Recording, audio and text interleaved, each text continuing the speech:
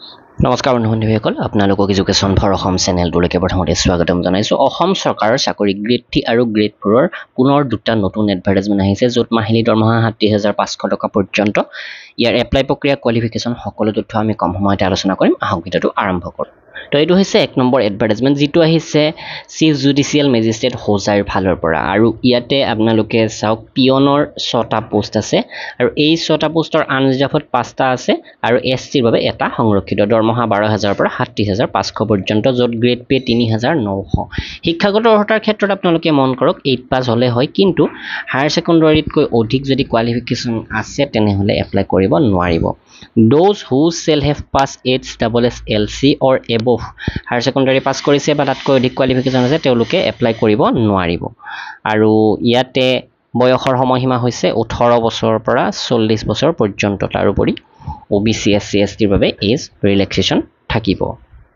আৰু ইয়াৰ যিটো এপ্লাই প্ৰক্ৰিয়াৰ ক্ষেত্ৰত মন কৰক, 4 copy recent passport size photograph বিচাৰিছে আৰু আপোনালোকৰ যিখিনি এডুকেশ্যনেল কোৱালিফিকেশ্যন আছে তাৰ জেৰক্স কপি পঠিয়াই দিব লাগিব চেল্ফ এটাষ্টেড কৰি।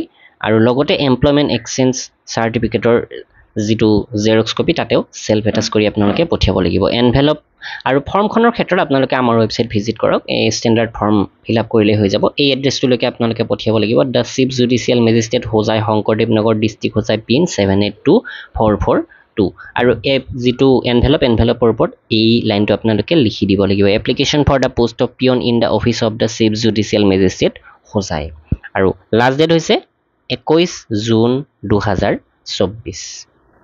এই 6টা পদৰ যিটো চিলেকশ্যন প্ৰক্ৰিয়া, এই চিলেকশ্যন প্ৰক্ৰিয়াৰ ক্ষেত্ৰত ইয়াতে কৈছে যে mode of selection for the above mentioned post shall be through oral interview বা ভিভা ভইচ, অৰ্থাৎ মৌখিক ইণ্টাৰভিউৰেই ইয়াৰ যিটো চিলেকশ্যন প্ৰক্ৰিয়া, এই চিলেকশ্যন প্ৰক্ৰিয়াটো সম্পন্ন হ'ব। আৰু আপোনালোকে ইয়াৰ বাবে এপ্লাই কৰাসকলে হোজাই dccourts.gov.in ৱেবছাইট ভিজিট কৰি আপোনালোকে ইণ্টাৰভিউ দিবৰ বাবে চিলেক্ট হৈছে নে নাই সেই লিষ্টখন চাব পাৰিব সময়মতে।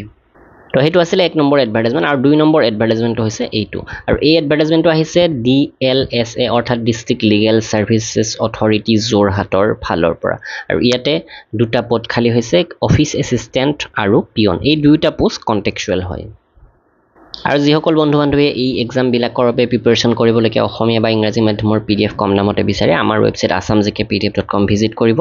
অসম জিকেপেডিয়া, য'ত অসম জিকে 7,500 প্ৰশ্ন উত্তৰ আছে, মাত্ৰ 149 টকাত পাব। আৰু ইংৰাজী মাধ্যমৰ যদি অল ইন ওৱান PDF বিচাৰে, 45,000 প্ৰশ্ন উত্তৰ, অসমৰ কম্পিটিটিভ এক্সামৰ প্ৰায় 30-40খন প্ৰশ্ন কাকতো পাব আৰু সম্পূৰ্ণ চিলেবাছ কভাৰ হ'ব, মাত্ৰ 450 টকাত লাভ কৰিব। PDF হয়, আপোনালোকে পে'মেণ্ট কৰাৰ লগে লগে ডাউনলোড কৰিব পাৰিব। তো যোৰহাটৰ ফালৰ পৰা অহা ভেকেঞ্চি দুটাৰ ক্ষেত্ৰত আপোনালোকে মন কৰক, অফিচ এছিষ্টেণ্ট পোষ্টটোৰ মাহিলী দৰমহা 18,000, পিয়ন পোষ্টটোৰ মাহিলী দৰমহা 12,000। আৰু ইয়াৰ যিটো ইণ্টাৰভিউ 2 জুনত এই অফিচ এছিষ্টেণ্ট পোষ্টৰ ইণ্টাৰভিউ অনুষ্ঠিত হ'ব, ৱাক ইন ইণ্টাৰভিউ, আৰু 30 জুনত পিয়ন পোষ্টৰ ইণ্টাৰভিউ অনুষ্ঠিত হ'ব। শিক্ষাগত অৰ্হতাৰ ক্ষেত্ৰত ইয়াতে কৈছে যে যিটো office assistant post graduation complete কৰা হ'ব লাগে আৰু কম্পিউটাৰ নলেজ থকাটো প্ৰয়োজন। আৰু ইয়াৰ ৰিক্ৰুটমেণ্ট প্ৰক্ৰিয়াটো ৱাক ইন ইণ্টাৰভিউ দিব লাগিব, আৰু কম্পিউটাৰ স্কিল টেষ্ট হ'ব পাৰে যদি ৱাক ইন ইণ্টাৰভিউত পাছ কৰা কেণ্ডিডেটৰ পৰিমাণ বহুত হৈ যায়, আৰু সেইমতে আপোনালোকৰ ফাইনেল চিলেকশ্যন প্ৰক্ৰিয়া হ'ব। প্ৰথমতে এবছৰৰ বাবে এই পোষ্টটোত আপোনালোকে চাকৰি কৰিব পাৰিব, তাৰপাছত মেবি এইটো এক্সটেণ্ড কৰিব। বয়সৰ সময়সীমা 21 পৰা 40 বছৰ। পিয়ন পোষ্টৰ ক্ষেত্ৰত 12,000 মাহিলী দৰমহা, যিটো মিনিমাম 8 পাছ হ'ব লাগে, কিন্তু গ্ৰেজুৱেট হ'লে আপোনালোকে এপ্লাই কৰিব নোৱাৰিব, অৰ্থাৎ হায়াৰ ছেকেণ্ডাৰী পাছে ইয়াতে এপ্লাই কৰিব পাৰিব। আৰু এই পোষ্টটোত মাথো ৱাক ইন ইণ্টাৰভিউ অনুষ্ঠিত হ'ব। 21 বছৰৰ পৰা 40 বছৰ বয়সৰ সময়সীমা ৰাখিছে এই পোষ্টটোত। এপ্লিকেশ্যন ফৰ্মেৰে এপ্লাই কৰিব নালাগে, আপোনালোকে ৱাক ইন ইণ্টাৰভিউ দিব যোৱাৰ দিনা এই ডকুমেণ্টছখিনি লৈ যাব, জেৰক্স কপি সহ। তো এই এডভাৰটাইজমেণ্টটো ডেছক্ৰিপশ্যনত দি দিছোঁ, আপোনালোকে ভালদৰে চাই ল'ব। তো এইখিনি আছিলে ভিডিঅ'টো, নিশ্চয় লাইক কৰিব, শ্বেয়াৰ কৰিব আপোনালোকৰ বন্ধু-বান্ধৱীলৈকে। ধন্যবাদ।